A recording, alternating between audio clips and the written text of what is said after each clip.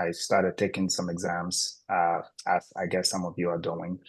But then along the line, when I moved to the US, I switched to data science. I went to do my doctoral studies, and then through that, started doing data science. So yeah, I'm happy to be here. I've heard and seen a lot of the good works you guys are doing with the exams. I know it's not easy. Anybody who has sat for even one of these exams would know that it's not easy at all. So yeah, you're on the right path. I'm just here to share a little bit of my experience, and I guess more importantly, whatever questions you may have um, concerning data science, even actuarial science, but more so, let's say if you're considering data science as an alternative career path, I'll be more than happy to just chat about that. So I'm so excited to see you guys, and yeah, that's about it. Okay, so thank you, Bright. I think I'm heartbroken knowing that the album is not coming out again. But anytime it does, please feature me with RJ. And I'll be glad Okay, to, I'll be keep on that in that mind. album. So you mentioned that you had you started with the actual science career path, and now majoring in the data science field. So I'd want to know, at what point did you know that's what you wanted to do? At what point did you decide to switch? Did you always know when you were taking your undergrad in coming from my University of Science and Technology, or when you experienced the snow and the new weather, it affected your whole thinking, and then that was the change? So we'd like to understand how you found yourself and that's what you really wanted to do.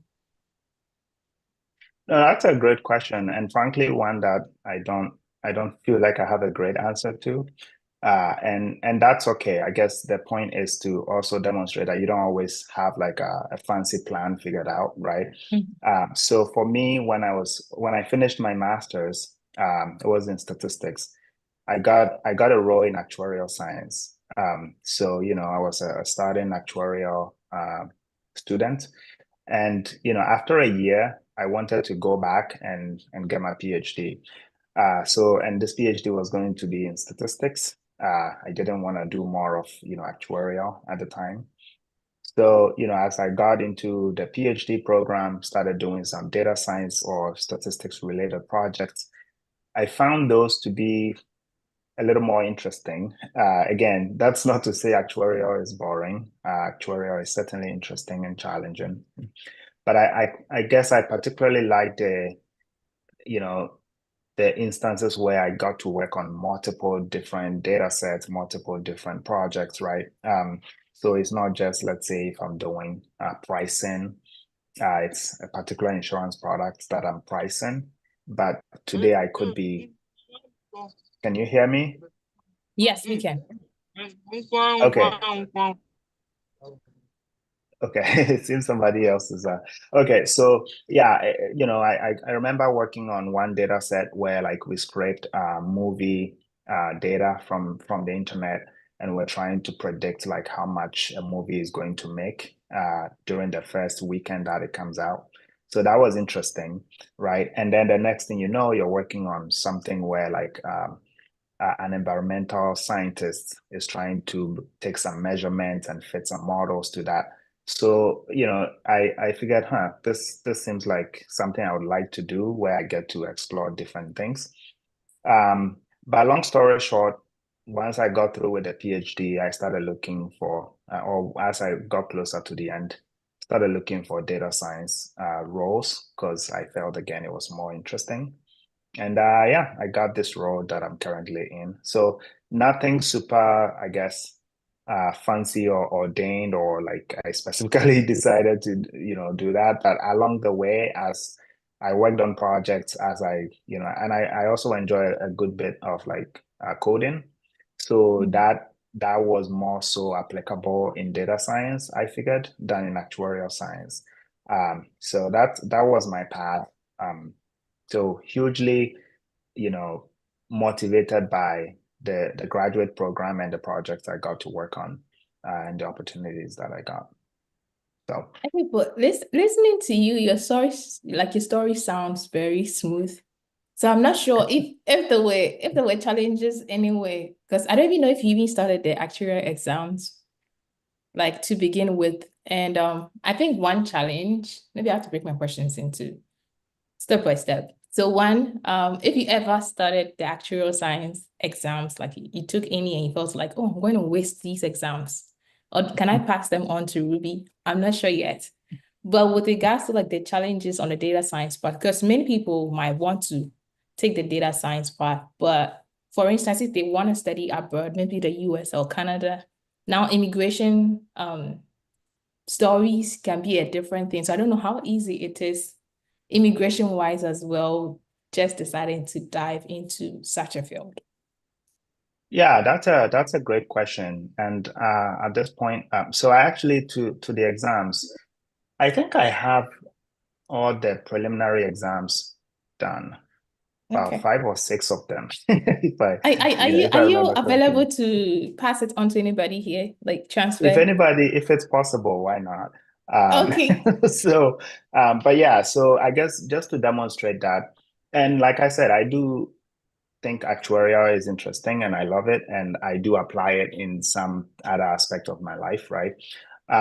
So it's totally okay to, sit for these exams, and pass them hopefully. Um, Now with the immigration stuff, so here's what I've seen over the years, work out, especially for folks who are doing our actuarial programs back in Ghana, right? Um, if you get, let's say, a graduate school admission, or let's say you want to go to do your master's, or for some reason you just want to leave the country and pursue higher education elsewhere, right? Um, it's it's possible to get into, say, a master's or a PhD program for both statistics and actuarial science, right? The issue that I have seen is when people come in with, let's say, statistics, and they have no actuarial exams, it's a little tough getting, say, an internship, right? So, unlike actuarial, with data science, we don't have standardized exams, right? So, and maybe we'll get to that aspect a little bit in the conversation. But if you don't have something else that sets you apart, right, there are a whole bunch of people who are walking around parading as data scientists, right? So it's a very competitive area, especially when you're looking for, say, an internship. And as an international student, that is important because by the time you graduate, if you have done some kind of internship, you increase your odds of getting a full-time job, right? Now, for those who, sorry, someone speaking. Um, for those who have some actuarial exams passed, let's say 1 or 2 or 3, then when you come in, it's actually a little bit easier to get, say, an actuarial internship, right? So, you can get in there, see if you like it or not, and also build some kind of like business networking relationships. Who knows, down the road might be useful. So in summary, I think it's totally fine, even if you are thinking of pursuing data science, it's totally fine to write or sit for some of these actuarial exams, because down the road, it just gives you a little more opportunities, right? But like I said, there are other things that you could also do to stand out in data science. I don't know if we will get to that later, but if not, I can go a bit Okay, deeper so into that. that was going to be my next like question or follow-up Okay. question, because I feel like sometimes the moment people learn how to write, print hello world, then they feel like, okay, then I'm passionate about data science because I've been able to bring out maybe a Python output and I'm excited about it. Or for some people, I'm tired of taking actuarial exams, or I'm failing actuarial exam, God forbid. And that's why I want It to be a data happens. scientist. That's why I want to be a data scientist. So for some people, it might be a runaway thing, something to run away from pure math or something else. But how do I know? I don't even know if you have a perfect answer for this, but how do I know? Um, I'm ready for data science, and what will be the indicators? That's actually a very good question. Now you're making me ask myself if I'm ready for data science. So look, so here's the thing, right? Anybody who is going to hire you someday, right? Mhm. All they truly care about is for you to use your skills to solve some problems that they care about, right? At the end of the day, that's what it is, right? Mhm. Um, and so, I mean, I think of you mentioned Python and all those things. And as a student, it's exciting. You write some code, maybe you do some data wrangling. It sounds or looks fun, right? Mhm. But again, if you think of this is an analogy that I kind of always use, which is if you hired, let's say, a carpenter to fix your door, right? Um, and then they come in and they start talking about how shiny their hammer is, and how they are able to, like, hold the saw in some unique way, right? You would be pretty annoyed, right? You'd be like, wait, what? Why should I care about all of that? What I care about is how do we fix the door, right? So in the same way as you are studying or doing some work on data science, or even if it's actuarial, you want to be focusing on, okay, what problems am I solving here, right? I've seen a lot of folks who maybe they're learning data science, and it's exciting. You put some data into stuff, you build some models, you see results, but it's always been, oh, I just run I run a couple scripts and some things come out of it, and they don't even understand what they're looking at, right? And it's just, oh yeah, I see some nice plots and whatnot, and that's it, right? Like, what is the data telling you? What problem are you trying to solve? So I would hugely encourage folks to think along those lines, right? As you're working through some of these projects, right? That, okay, it's all fun and good, but these are just tools, right? What matters is the problem that I'm solving. Now, to your question of how do I know if I'm ready? Mhm. Um, I want to start by saying it's at this point, at least whilst you're still in school, it's okay if you're not ready, because you're starting, and this is a career is a lifelong journey, right?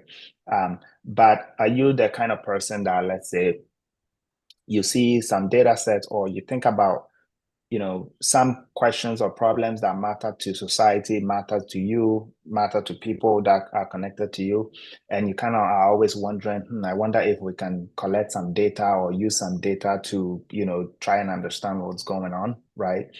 um, for instance, I know that in Ghana, the government did this financial sector cleanup, right? And this is a challenge to all of you on this call. Um, there's data in our financial sector, right? And they said the issues were like undercapitalization and stuff like that. As an actuarial or data science students, like that's kind of exciting, right? What it is about these businesses that the government is claiming they are that bad, right? Can I apply some of the tooling that I've studied to look into it, right? Not even to go and make any statement, but just for my own learning and understanding, right? So if you are the type that um, you are kind of always wondering, how do I use data? How do I find some data to understand something? That it's always a good sign. Again, the coding and all of that is great, and I really love coding. But let's face it, these days with AI and everything, right? The coding has gotten like 10 times or maybe 100 times easier, right? You just need to understand how the basics work, and you can have AI write a good part of that code for you, right? So the skill that is really going to differentiate you from others is really, again, the problems that you're solving, right? What makes sense? Does this model even make sense, right? Does this methodology make sense, right? So that you're not the type that just you're doing it just because you want to do it, or just because people say you should do it, right? But you're doing it because you truly care about some problems that Mhm. you want to tackle, and that is what somebody would, employ you or pay you someday to do. That was long, but That feel was free to. that, I think that was long. At this point, I think Joseph will come in. So I hope Okay. you're all taking Okay. very good notes. I mean, okay, so Joseph, sorry.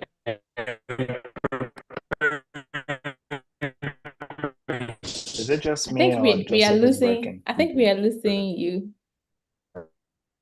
So if you said something, I think we didn't catch that. Oh, we're also live on YouTube. Yes. Oh, I didn't know that. Okay, hi YouTube. Hi. Okay, so while we wait for Joseph to come back to Earth from Mars, I think when it comes to the tools with data science, Okay. are you back, Joseph? Okay, so okay, he's Yeah. when he all right, so we can you speak? So let's see.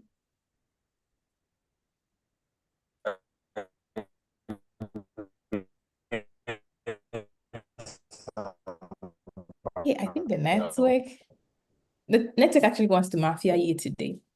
Yeah. So until then, Okay. maybe we want to talk about some of the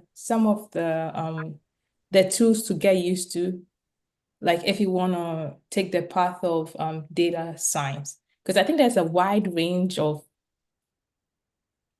things like you can learn. Like you can learn Excel, like you can learn Python, you can learn R. Some people are even confused between R and Python since they're almost similar. Which one should I choose? And where to find those tools, especially for since our audience are people from majorly people from Ghana, like trying the right resources, of course, the free ones, so they could be learning and how to get through. So what are the resources they need to know or the tools they need to master and where to find such free resources so that they're able to have this hands-on great project experience? Yeah, absolutely. So let's see. Yeah, so it's a wide, range of things, right? Spanning coding to models to data sets and so on and so forth, right? So on one hand, it's wide, and on another hand, that is also very good, right? It's an opportunity you could get into different areas.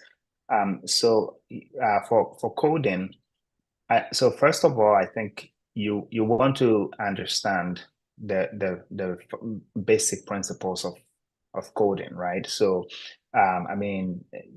you just want a computer to be able to run some conditions, be able to perform some operations over and over again, that sort of thing. Those are like the foundations, right? Be able to modularize your code so that let's say you put something in a function, you can reuse it. So these are like very basic, and it doesn't matter much whether you're using R or Python or C++, right?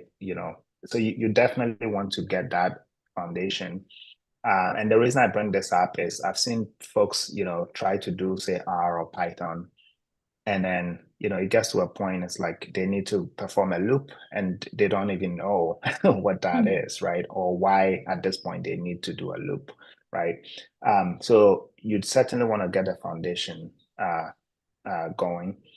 Then when it comes to the actual languages, again, so for data science in particular, if you are now starting out, I would just recommend that you study Python, right? I mean, it's just the language of the field. And if it's on your resume, people are immediately going to notice, right? Now, that doesn't mean R is bad and you shouldn't, go near it. I've seen other data scientists argue that, which I think it's just not, just not right. So back to what I said earlier, where at the end of the day, with the education, all you're doing really is you're building how to use these tools. You're building a toolkit, right? So if you want to be a carpenter, you learn how to use a hammer, how to use a saw, and that sort of thing. So the same way you're learning how to, use Python, how to use R, but what matters is that depending on the problem you're trying to solve, the model you're trying to build, you want to also be able to decide that this is the right tool, right? If not, you're just going to waste a lot of time. So now, what is a good use case for, let's say, R, right? if you are just building like some, not so sophisticated like statistical model, right? Let's say you're doing some linear model, some GLMs, maybe even, and this is my research area, like generalized additive models, right? There are some things or some kinds of models that it's just a lot easier to use R, right? And there is nothing wrong with saying, okay, it makes a lot more sense for me to use R, so I'm going to use R.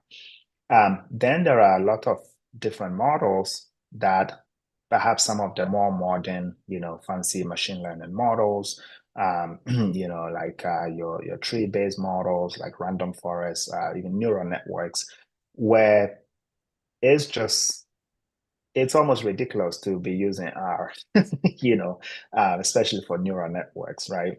So you also want to make sure that, again, you know some Python, you know how these modules work for those kinds of models, right? Now, for a typical data science workflow, you have your data. You want to first understand the data somehow. And I'm sure folks have heard things like EDA, right? Exploratory data analysis to try and understand what's in your data. Now that you can use any, kind of, so Python or R, you can do that, right? Okay, so let's see. So again, depending on the model you're building. So I started by saying, if you're now starting out, just I would recommend you start with Python, right? Because that's kind of where the industry is going. But if let's say you're taking some classes in R, you've seen some tutorials in R. R is actually very easy to get started with and to learn and use. Now, how the other part is, again, like I said, data sets, right? So how do you even find data sets? How do you efficiently bring in these data sets? If you're learning these things, chances are you have the data prepared for you, right? Maybe you go on some website.com and then they have some data. You can just download it and start working with it. But along the line, you also want to be able to, kind of gather data from different sources, right? Because in the real world, data is not always just handed over to you, right? Again, you start with the problem or the project. So like the financial cleanup thing I talked about, your goal could be, I want to understand what was up with these banks, right? That's your main goal. You want to understand. Now, the data is not necessarily sitting somewhere on, say bankofghana.com. You just have to have the skill to be able to pull data from different sources and connect the dots. But that would be kind of a little more like medium to advanced, right? Now, what resources are there? A ton of resources. So for models, and I mean, when I'm learning any new language or anything like that, I know that it's very tempting for people to just jump right into like a quick YouTube tutorial, which is fine. There's nothing wrong with that. What I find over the years, though, is that the YouTube tutorials are it's just a little hard to find a very good one, right? It's usually somebody who just learned or read the documentation a few pages and they just put up a video. I do find that just going to, let's say you want to learn like Python or Pandas or some module like that, right? I find that when you go to the website of that project, they usually have a getting started section or some tutorials there, right? And it's usually very good because it's very simple and they don't get into like the crazy details of the model or whatever they're teaching you. And you can code along or follow along and they can point you to some data sets and stuff like that, right? So I know it's kind of ignored, but I find it very useful. And let me know, guys, if you try it and you find it useful as well. And plus it's free, right? It's totally free. You don't need to pay anybody. So, and then for data sets, I mean, there is a website called Kaggle, right? So I don't know if folks probably have seen it or heard it. But it's a project by Google where like, and maybe other folks, but they just host competitions there, right? So competition is typically like, oh, for this thing that happened or this thing that we are trying to understand. They post some data sets and you can literally go download that data sets. You don't even have to participate in a competition, right? You can just build some model off of that data set. And they have a lot of data sets, right? So if you're thinking of, oh, I'm trying to learn data science, what are some interesting projects that I could work on? You can find a ton of them there. Now, earlier I had hinted at because we don't have, like exams, like actuarial in data science, what really helps you stand out is a portfolio, right? If say you're applying for a job and nobody has exams in this area, right? So what is going to make the person doing the hiring choose you over the other person, right? If you can demonstrate that you worked on some projects and talk to, again, not just, oh, I run some code and it's somewhere, right? But, oh, I worked on a project.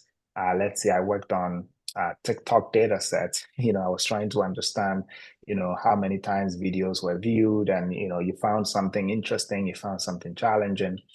If you're able to have that kind of conversation in an interview, you definitely will stand out, right? Okay. So long story short, definitely, get started with some of these free tooling and documentation online. We also have, like I said, you can always go back to YouTube and find some good, starting points. The thing with YouTube is, again, you definitely want to make sure you are coding along and pausing and trying things and asking questions. That's how you truly learn. If not, you find out that you're just watching a whole bunch of videos, right? And in the moment you feel like you know stuff, but then after, like, you don't remember anything. So yeah, you can start from those documentations, work on some simple projects, quality over quantity, right? So whatever project you're working on, spend some time, go deeper into it so that you can actually talk to somebody about that project, right? And they would be like, oh, wow, that was interesting, right? I didn't know that. So you definitely want to, if you have, let's say, even 3 or 4 quality projects, that you can even share on your LinkedIn or, it's on your GitHub profile, that would be a very, very good positioning. So again, another long response. I think maybe I'll have to see the one characteristics of data scientists in communication as well. You are also detailed. Yeah, you have to be. So again, it boils down to whatever project you're working on. And I know I keep hammering this, but I kind of want people to really take this away. If you don't take anything away, just take this away. Whatever you work on, right? It's important not because you're doing something fancy, but it's important because it solves a problem that matters to people, right? So you want to make sure that after that work is done, the communication aspect, right, is also well done. And, you can only better communicate if you yourself, you've spent enough time on the project and you have understood enough what's going on, right? So it's not just quick, run, and that's it, right? It's okay, run, pause, what are we looking at, right? Why does this make sense? Why does it not make sense, right? Are we missing something, right? Just spend some time so that by the time you get to the end, right, you can actually talk to somebody about this project and they see the value as well. So it sounds like the foundation for success measurement is understanding like the basics and ability to communicate it like very rightly to be successful like in the field. But I think I'm very curious about this one. I see that by your name, aside your doctor, I see corporate VP. Like I'm not able to bring out that word very, very well. And lead data scientist. How was the journey climbing that ladder? Okay, so for me, I hope international students don't come for me. Okay, so yes, please don't come for me on this one. But like I see a lot of international students like work after school, like get work and all that. But when it comes to management, like climbing the corporate ladder, it's normally at the employee, I don't want to say basic level, but like you know what I mean. But hardly do you see them in management. So what really made you think even that was possible? Because you can have a victim mentality and say, oh, maybe I'm Black, so I just have to be okay with my 8 to 5 or 9 to 5 salary, and once I'm being paid, I'm okay. But at what point did you have to do something to get there? I think that wraps up my question to get into, or what do you even do as corporate VP? How did you get there? How did I get there? Yeah, that's a good question, and I'm glad you brought this up because I think first we minority folk and more so international students, we there is always this thinking of, oh, maybe it's just gonna be extra tough for me, right? Exactly. I I I feel different. Again, maybe it's because of my thinking of my or the way I look at things is, again, I'm hired to solve a problem that Mhm. matters to the company, right? I I just keep it that simple. So if I come in and I'm taking my time to make sure I understand what the problem is, and I'm collaborating well, making good decisions, and moving, solving that problem in a way that is important to the company, right? People actually notice, Mhm. right? And so far, what I've found is it really matters less of at least in my company, and I'm very glad and proud to say that it matters less of what you look like or where you're from, right? And Okay. matters more of, okay, what decisions are you making? What actions are you taking? What are the results of those Mhm. actions, right? I actually got promoted like after a year, which was thank you, Wow. which was and sometimes some folks will be like, wow, this is the fastest I've seen, right? Again, I'm not gonna sit here and make it seem like I'm all like super smart. We want to There are a vote you ton of smart. for actuarial president one day. Oh, really? They're gonna poach you. Yeah, that's interesting. But I guess the key point I want to leave folks with is that sometimes you don't really have to overcomplicate like the politics and the stereotypes and I am this, I am that, and I have to do this, I have to do that, right? You just want to again understand that I am here because there is a problem that is important to this company and I've been brought in to help solve that problem, Mhm. right? And I'm going to approach it as if it were my own problem, right? Okay. And I'm going to give my best, right? And do the right collaborations. And this is something that I think I'm hoping that we would get more and more into our universities down the road is the idea of like um the kind of work ethic that you have, right? Mm. Are you the kind of person that when there is a problem, you are like, you know what, we'll figure out a way, we'll get this done, right? Even if it means you have to go a little extra, or you're the kind of person that is always like complaining, oh, this is just going to be difficult, this will not be possible. You get what I mean? That's Because life. no, yeah, nobody hires somebody for them to complain, right? Like if it was just for complaint, then they wouldn't hire you. They would just by themselves complain, right? I think a huge part of it is so, you certainly want to build a technical skill because you should be able to actually do the work, right? But another huge part of it is the kind of mindset that, Mm.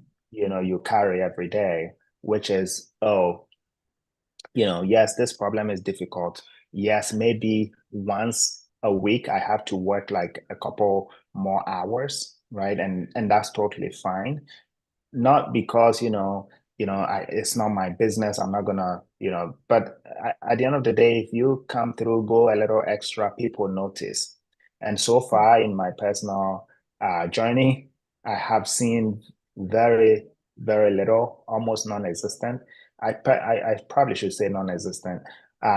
Oh, what does he look like? Or, that is not something when you have conversation with like folks in upper management, right? What they care about is what innovation are we coming up with? What problems are we solving? How are we differentiating ourselves from our competitors, right? That's what they care about.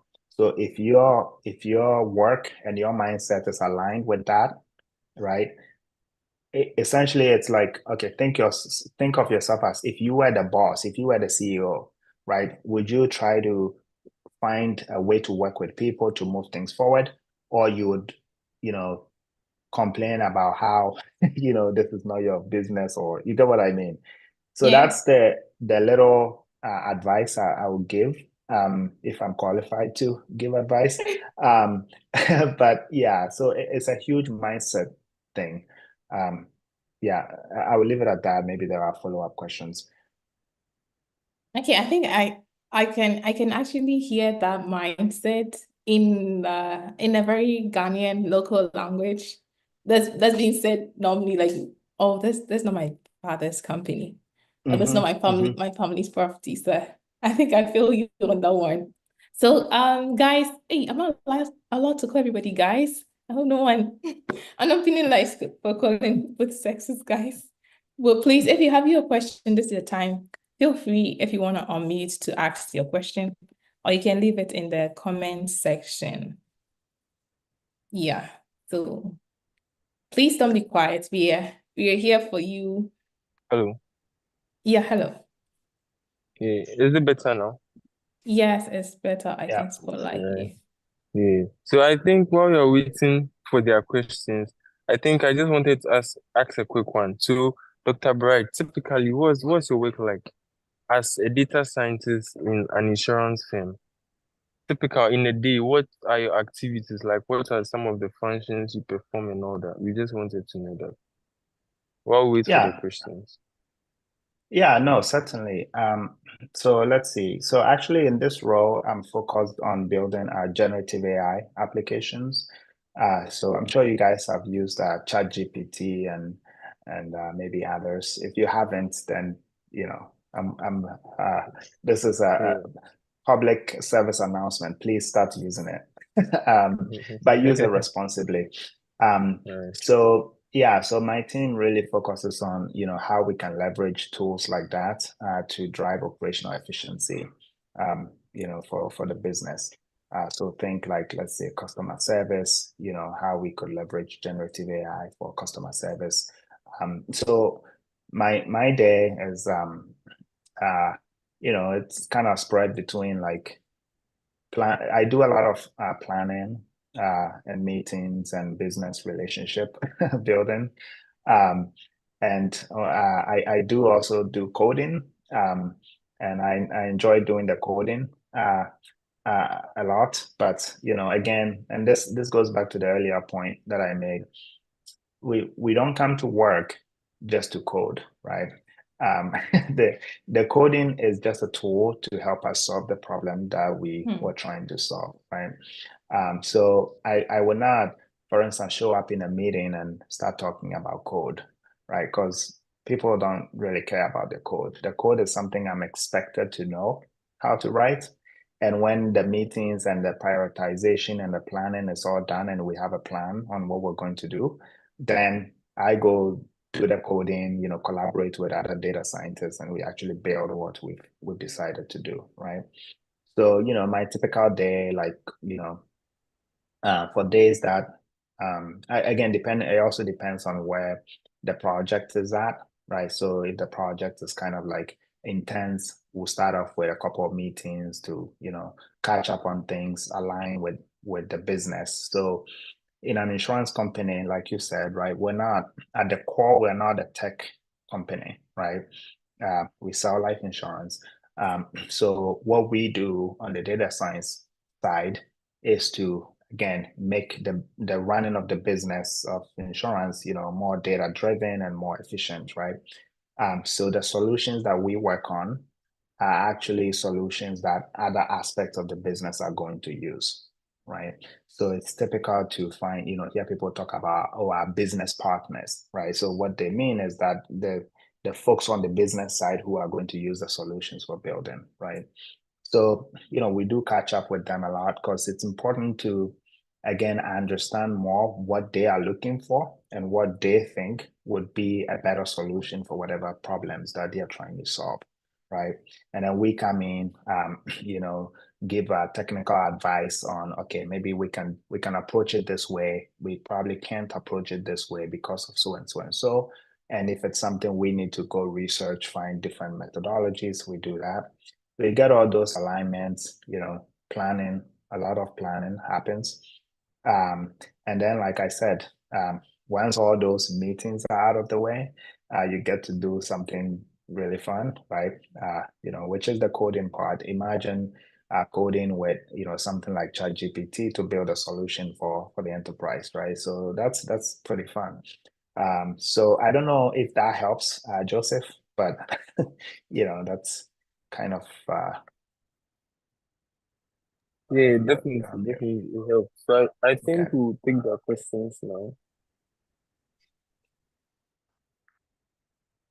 I'll come again. What do you say?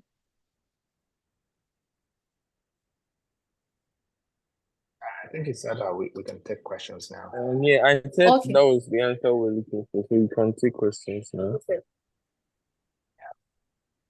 All Okay, right, so folks, if you have unmute. your question, unmute, feel free to unmute.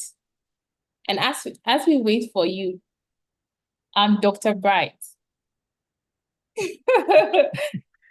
Please tell us, outside data science, what's something, a fun fact about you? Oh, We want two. fun We want fact. two of it, since you disappointed us with your music industry. Yeah. Oh, well, yeah, let's see. I guess you are exposing how not so fun my but yeah, I mean, let's see. Fun fact. I guess so, and this yeah, so let's see. I can cook Do one thing brilliant very, very people well. always struggle to mention fun facts? Well, I guess it's trying to decide if it's fun. Okay. But yeah, I've tried so much, but so far I can cook one thing very, very well. All And the what's that? others, it's still, you don't want to know, but I can share the recipe. But that always comes out and I'm like, yes, this is it. So that's one. What other fun fact? Hmm, not a lot. I guess I just really, like I said, enjoy coding. And I can build like a whole app in a week or a few days. Oh, wow. Especially with AI these days. Again, I don't know if that is fun for folks, but I really like that sort of thing. Well, then I'll be coming to you for all my app needs. You bet. Yeah. We are Yeah, still come on, waiting guys. in for the question. Yeah, I really want to answer questions that are more important to you guys than so feel free, anything like, how do If I get a you're job? unable to unmute, you can feel free to type them and we'll read them Yeah. out for you.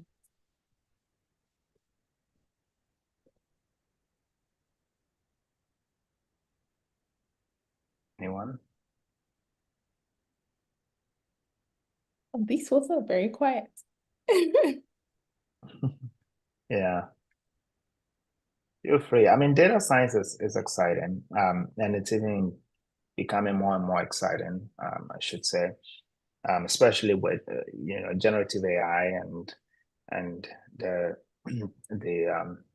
the promise it brings, right, and the efficiencies. So, I said like, you would have to before like write all this code for like your data wrangling, processing, all of that.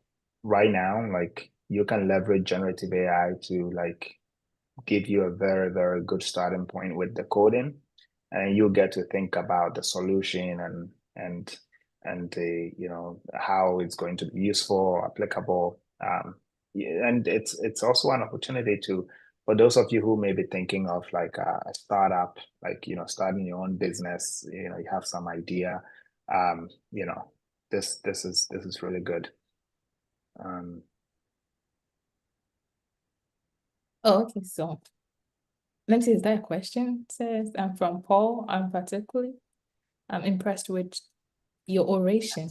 Oh yeah, I think I wanted to tell you that I like how you say out the word learned. I almost asked if you speak French on the side. Oh, I Learned. wish. No. Oh, I really? No, I don't. I started well, in high school they, you know, in some Ghanaian high school they teach French.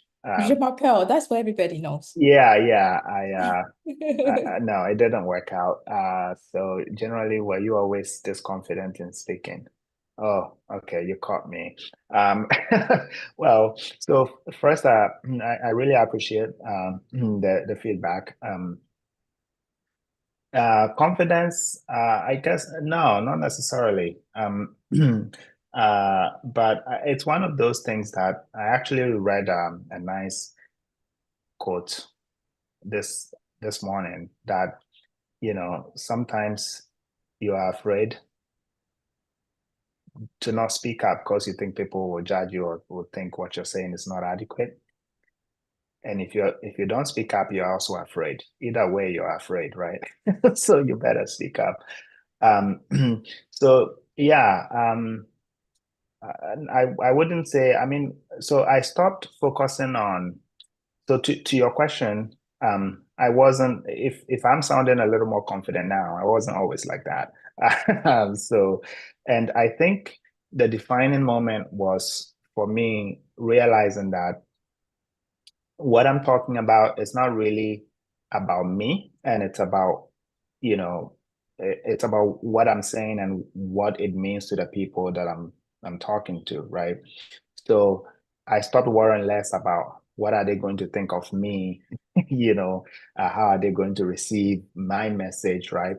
And focus more on what is important to the person that I'm talking to. So I remember like when during my earlier role, so after my master's, I said I started an actuarial role, right? I would sit in meetings, and sometimes I would have an idea that I think this is good, and I would not speak up because I felt, "Ah, these are really smart people. They probably thought about this already, and you know, and if they haven't brought it up, it's probably because they think it's a bad idea, right? Um, and who am I anyway? Um, but then over the years, I realized, you know, it's okay, right? If I say it and they have already thought about it, that's fine. Even it just means we're all thinking alike, right? And if it's not, you know, that comes to the fore. But the thing you want to be aware, I guess, cognizant of is you want to be thoughtful, right? You don't you don't want to just speak up just for speaking up's sake, right? Because then you're making it about you, right? You just want to be heard, right? People don't necessarily care about you being heard. What they care about is what you're saying, right? Like what, you know, how what you're saying is going to help move things forward, right? So, you know, I think that's one thing that you know, I realized. And yeah, if you are realizing this, I guess it's starting to work. So I do appreciate that, and I will just encourage all of you. You have great ideas in meetings, and you know, during decisioning, even in your classroom. And this is something that again, I feel like in Ghana we don't do much of, where like students participate, ask questions, try to answer questions. Um, but yeah, you can, you know, just be, again, like I said, just be more thoughtful and genuinely, you know, it's not like you just want to show off or anything like that, right? People can see through that quickly. And frankly, you'll just be wasting other people's time, right? But and just start, You know, I've been in instances way back where I would start saying my opinion and I sound like I'm crying. So if it has happened to you, you're not alone. It's the only way to kind of move over to the other side. So yeah, hopefully that's helpful, Paul. So if not, let me know. We can chat more about that. Okay, so Paul, this is your chance, your opportunity to respond. If no more questions, then we'll be wrapping up. Okay, I see another one. Thanks for the enlightenment, boss. I like that one. Please, as actuarial science students, which courses would you advise us to pay minimum attention to? And what are its benefits in the data science world? So I'm sure to rephrase it, like with the courses maybe they are taking, which one they'll have to major if they are interested in the data science field? Yeah. Let's see. So anything statistics related, it's super important. So I know, oh boy, if I remember correctly, I think they have like mathematical statistics. They have a course in regression. You know, and I know back in the day, like the math stats sounds like all proofs and theorems and stuff like that, and you don't really see the points, but it kind of is important foundation to have.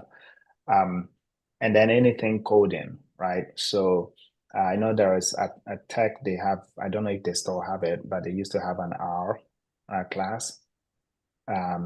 You know, you just want to make sure that even if, let's say, you feel like you're not getting enough from the class itself, just augment it, right? Because you can't be a data scientist who doesn't know how to code, unfortunately. It's as simple as that. It's the same way you can't be a carpenter if you don't know how to use a hammer, right? Sometimes I think we forget how, like in the real world, people who do like, let's say, blue collar kind of work, they have their tools, they spend some time, right? Say, oh, this person is an apprentice, right? They literally go and learn how to use those tools, right? That's what we're doing in school and all of that. All these things that we're learning, they're just tools, right? So you want to make sure you're building some competency, because once you graduate and you get hired, that you're expected to know how to use the tools. Now it's how do you use those tools to solve problems that matter, right? So back to the courses, like I said, regression, math, stat, programming, being it R or Python. And I think, aside that, general knowledge. So other courses I would consider their general knowledge, which is good. So courses like economics, even, so obviously courses like life contingencies, you're not going to use it like as an actuary, you're not required to use it. But the idea of, in a way, life contingencies is just teaching you how to model something, right? So if we're trying to price an insurance product, we need to model, okay, what is the future lifetime? What does it look like, right? What are the benefits? Where do we pay it, right? All of that is just, you're learning the scale of problem solving, right? Like how do you model a problem mathematically? And as a data scientist, that's what you'll be doing, right? You'll be modeling the problem mathematically. And of course, you bring in, general knowledge from like what makes sense, economics, right? And all of that. So that's a long answer to saying you definitely want to prioritize the stat and coding related programs or subjects, but you also want to pay attention to the general like subjects that teach you how to solve or model a problem, right? Yeah, that that should be it, I think. Okay. So thank you for the response. And while we wait for maybe the last two questions, if there's any, I want you to address the issue or the significance of your GPA or your CWA in your journey of success. sometimes like we hear stories, people saying, oh, maybe this person was a school dropout, but is now known for doing great things. Oh, this person did not have a master's. This person did not, oh, forget the GP and do this and all that. And there are instances where you're also applying for jobs and they're asking you, what's your overall GPA? What's your major? So in your own perspective, how significant is your GPA in your journey as a data scientist?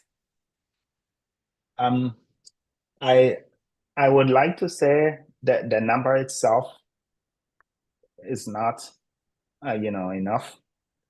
But maybe let's take a step back, right? When people say, oh, you don't need to finish college, right? I mean, hey, then they quote like Mark Zuckerberg or, Bill Gates, right? I think the key thing is that those folks didn't leave school because they were struggling with their courses. No, that's not what happened, right? They didn't leave school because they had a terrible GPA. No, they left school because whilst they were in school and doing well, right, they found an idea, right? And they were able to pursue those ideas because they had built enough competency, right? They knew how to code, for instance, right? And then they pursued the idea and the idea took off, right? And it made sense to leave school, right? Another way to look at it is there are also a lot more people who have dropped out of school and didn't become Mark Zuckerberg or, right? And I think people just ignore that part, right? So the bottom line is, it's not, this is why I think, again, it's important to think about all this, like the schooling, everything you're learning as just some tools that you're learning how to use, right? For some people, they need to, right after maybe second or third semester, they are so good at using the tools, they found some idea and they don't need to be in school anymore, right? Some people, they need to go all the way to PhD level, right? And that's totally fine. So to say that, a GPA is not, so the goal is not, I just want to have a high GPA. If that's your focus, then I feel like you have it backwards, because there are other ways to get a GPA without actually knowing stuff, right? For instance, a day before exam, you can go and memorize a whole bunch of things, right? You upload. During the exam, you go and download, right? I mean, I think of that as just another form of Apple, right? I know there are Ghanaians here because, somebody's writing the Apple on a piece of paper. You are writing your Apple in your brain. To me, there is no difference, right? So you can do that and still get a very good GPA, right? Yet it's almost useless, right? Now, but if you focus on actually understanding something, learning something new, learning how to use a tool, interestingly, the GPA becomes a consequence of that. I'm yet to meet somebody who is spending time focusing on the important things, learning, understanding, and they still have a terrible GPA, right? Maybe you won't have like the best GPA on campus, but you will be okay, right? So to summarize, I mean, like you said, employers are also having like a minimum GPA, right? And they do that just because, I mean, if you are spending 4 years in school and you don't have any other job but to study, right? And if you can demonstrate that you meet some minimum level, then, it's a little hard for them to believe that when you come in, you'll be able to get your stuff done. Do you get it? Especially when they can find alternative people who have higher GPAs, right? But then again, the goal is not to have a high GPA for having a high GPA sake. 4 years of your life, this is the time to learn how to use tools, right? And spend that time, investing it in things, resources that help you do well. And I will share a personal story. I don't know if this helps. This was back at Tech. So during our last semester, there was this class, So we in actuarial science, we weren't required to take it. I think it's like functional analysis. I don't know if folks have actually run heard. away from that Yeah, course. a lot of Man. people, yes, a lot of Okay. people run away from it because, it's just too difficult, and even the math people who are required to take it struggle a lot. So I remember just looking at it, and it had 4 credits, Mhm. and I just looked at it and I was like, oh, this looks interesting. I mean, all the stuff that you're talking about, this sounds interesting, right? So I was like, I think I'm gonna take it. And then I had a couple of friends who initially said, yeah, let's take it. And then, and others also ran away from it, like you said.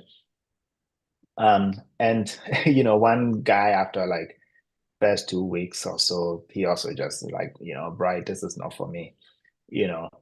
And and some people, this was last semester, they were like, what if I don't do well? It will hurt my average, right? And Yeah. it's a fair argument. Um, again, not to show off or anything, just to kind of demonstrate how, like, if you focus on the value you may be getting, the GPA might actually follow up, right? So my stubborn self just stuck with the class. I took it. I was perhaps the only person from actuarial who took that, even though we weren't required to take it. Okay. And the teacher, the lecturer was really good. Dr. Dr. Edward Prempe. I don't think he's still there. Um, but he was really good. So we took it by the day. We learned it as we went. It was tough, yes, of course. If it were easy, like anybody would do it, but that was besides the point. Um, and I remember at the end of it all, like, I think I got like deep 95, 90 something. Yeah, I know. Again, no, you shouldn't be clapping for that. That's not the point. Um, and now think about last semester, you have a 4 credit and you have That's a 90 lot of something. weight. Exactly, right? And long story short, actually, when I was doing my graduate studies, some aspects of my research, that class was actually important, to Okay. know, right? So again, and I'm not saying those of you in final year, you should definitely go take that class, right? I'm just saying that if you focus more on the value that you may be getting, it being tough, it's okay. It's okay if it's tough, right? Frankly, anything that is so easy is probably not as it probably isn't worth much anyway, right? Mhm. So let me summarize by saying averages, you don't have anything, you shouldn't have any problems with GPAs. That's not your job. Your job is not to fight GPAs, right? Your job is to, take these classes, even when it feels like you don't see it, it doesn't make sense. It all makes sense as you move higher and higher, right? Your job is to make sure you understand things, ask questions, and the GPA will follow suit. And along the line, it would also help because if somebody looks at your resume and they see a very good GPA, they at least want to talk to you, right? Yeah. And don't drop out if you don't have a good idea, because that could also end badly. Yeah. Hopefully All that was right. helpful though. Mm-hmm. Yeah, I think very, very helpful in that. I think there's a last question, hopefully. From Paul, and it says, is it somewhat true that AI automation is likely to take over the data science field? And are we at risk? Yeah, this is a great question. Um, what I'll tell you is and this is not just data scientists, but some professionals are definitely at risk, and Okay. some are actually on the cusp of like a very huge opportunity, right? The differentiation is who figures out how to use AI well and Mm. responsibly, and who just decides not to use AI or keeps worrying about it, right? So again, as a data scientist, if I am the kind of data scientist whose value is just to write code, right? Then AI is going to write perhaps even better code, right? So then I will be at risk, right? But if I'm the kind of data scientist who spends time to really understand the problem we're trying to solve, what makes sense, what doesn't make sense, figuring out, okay, what needs to be prioritized, right? What solutions would actually move the needle for our organization substantially, right? So in other words, if you're the data scientist who spends more time thinking about stuff, right, then AI is going to help you think, be more efficient. And then when it comes to writing the code, you would also be more efficient because code that would probably take you an hour to write, AI can, move it down to a few minutes, right? So you're going to be like 10 times, 100 times more productive. But the one that, keeps worrying about AI or doesn't, accept it or thinks, oh, because there's AI, I'm just going to dump the problem there and I won't do any thinking at all. And the AI would do everything. That is not, unfortunately, that's at risk. I've had the question, actuaries at risk. I was about to ask, so that I advise myself if I have to get into the music industry. You see, you can do both. But I mean, actuarial, I think it's going to be it's going to take a little while though, even if, again, AI can augment actuarial work, right? But if you take a field like actuarial science, what we do or what actuaries do are also kind of subject to strict regulations and stuff like that, right? And guess what? You can sue a computer, you can sue an AI system, right? Okay. So whatever happens, every company is still going to need actuaries to review things, right? And sign off on them, right? So yes, maybe we may not need as many actuaries, right?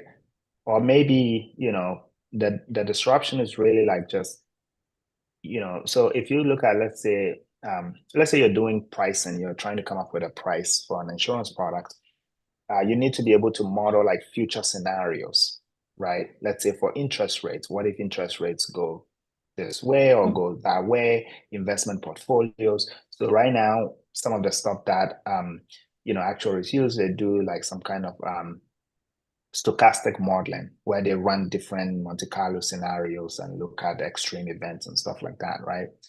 Maybe with AI, instead of running maybe a few hundred or 1,000 scenarios, now they can run maybe 10,000, 100,000 scenarios, right?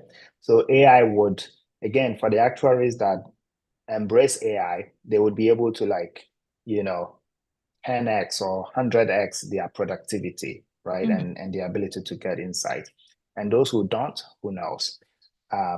Funny story, it turns out when computers started becoming a thing, some actuaries felt, there was no way they were going to use a computer. And we all know how that turned out, right? So yes, just, keep using it, keep looking at it, embrace it, look at how it can help you be more efficient, not how it can help you be more lazy, which is you just dump your stuff to it, right? That won't get you far. I think that's a profound statement, that something not to help you to be lazy, but something to help you to be more efficient. I think Paul asked if he could get your contact sent, like if I could send him your contact, after the meeting. Yeah, absolutely. Yeah, that's fine. Okay. So Paul, I think you've heard it with your own ears. I think if there are no questions, then that will be like a wrap for today's session. And thank you so much. But before you sign out, are you a social media person where you want others to follow you? Because I know you're also a YouTuber, guys. That's another fun fact he didn't mention himself. But I was hoping I was trying to keep that on the low. I know it can be low when I'm here. Yeah. And I hope the food you cook best is not jollof. If that's the case, then I think we have a big competition. No, okay, no, you win. Then you are win on that one. Okay. Yeah. So would you want to get them like the YouTube handles for them to follow you? Maybe we'll be expecting your talk on the United Healthcare issue. Maybe that could be very sensitive to talk about, but if Right. you could give it out for people to follow your YouTube handle also. Yeah, I think we took a little hiatus on that, but we'll come back. So it's Gongsman TV. Okay. So yeah, we can share that. And yeah, you can connect with me on LinkedIn. I think I am a little more on LinkedIn. Um, you know, so yeah, we can connect on there and we can chat if you want. So yeah. Okay, so for the YouTube, you said Gongsman. So G-O. Let me put it in the chat. Perfect. Gongsman TV. Yeah, Gongsman TV. Okay, perfect. Yeah, So so it's with a friend of mine, a very good friend of mine, old friend, Isaac, who is also an actuary. He's a fellow of the SOA. So if you guys are having second thoughts after listening to me and you want to stick with actuarial, it would be a fantastic resource as well. okay, sure. You know, the very smart people, when you ask them for social media handles, then they start popping up LinkedIn stuff. But we listen and we don't judge. So it's a wrap on today's session. And thank you, everyone, for your participation. And thank you so much, Dr. Bright Antwi Bosiako. I hope I didn't kill you on that one. No, you didn't. Okay, so It's all right. thank you so much for taking your very special weekend time to be here to help us with such an informative session. And we hope to see you another time. So bye, everybody. Yeah, bye. Thanks.